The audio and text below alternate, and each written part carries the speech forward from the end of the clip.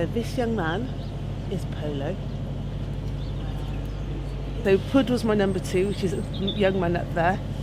And this gorgeous young man with his back to us. Good morning. Good morning. Say hello. Yes, so this is Duke. So what are we doing here now? Well, we're going to feed them. I'm just watching my footing as I climb up. I don't want to fall arse over tit, quite frankly.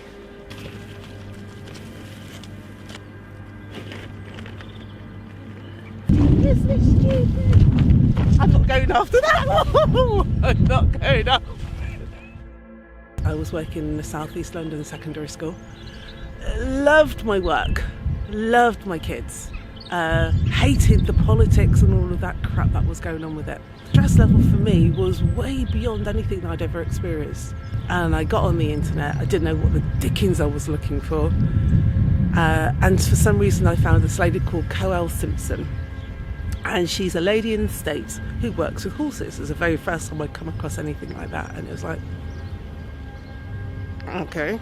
So I kind of like looked a little bit more into what she was doing. I found somebody who was actually at that time an hour's drive away from me. I was living in Plumstead, South East London. She said to me, she goes, would you like to meet the horses? And I said, yeah, of course, absolutely. So she's taken me out to the edge of this kind of like foresty area, and there are no horses. I can't see no horses for miles. And she's there, she's got her hand, and she's doing whoosh, and the horses aren't coming. And it's like, okay, right, the horses aren't even coming. Floods of tears. Stood there like a complete idiot, dim back, tears come from my eyes because horses are not coming. And then basically they started to come. They, one by one, they started to come through the trees. And she said, what you've done is all of the tension that you had in your body at that time, you released it, you let it go. You cleared away so they could see you, they could hear you, they could feel you. And slowly but surely, I think she had about 6 or 7 horses in the herd at that time. And they came up one by one, each of them come and said hello. And that was my turning point.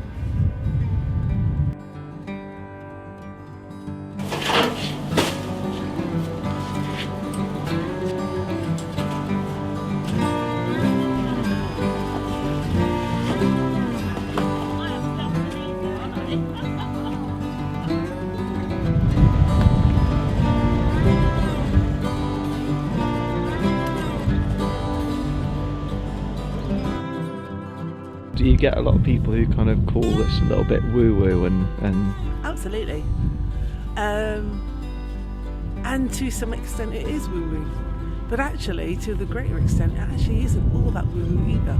My job is just to facilitate and guide and allow the clients to actually reach their own conclusion by working with and interacting with the boys.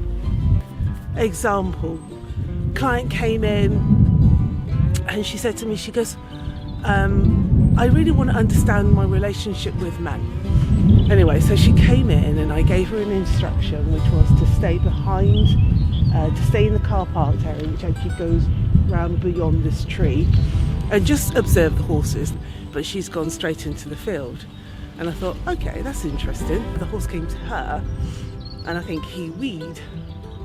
And then the other one came up, and he pooed.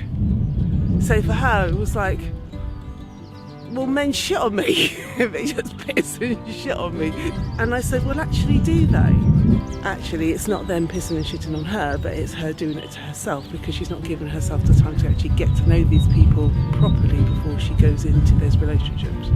But it's her interpretation and how that interpretation works for her. That's the most important part. Not me putting an interpretation on it, but it's her interpretation of what she's actually experienced with the horses and what that can mean.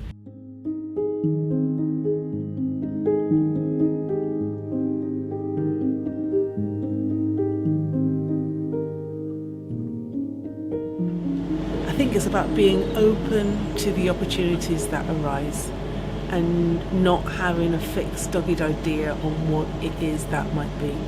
So you might have a series of skills that you really enjoy doing, and you might think, oh, those skills are well suited to ABC. But then life turns around and says to you, yeah, I know they're well suited to ABC, but actually your passion lies in doing those skills with DF and J. And DF and J is something that you hadn't even considered could even be an option.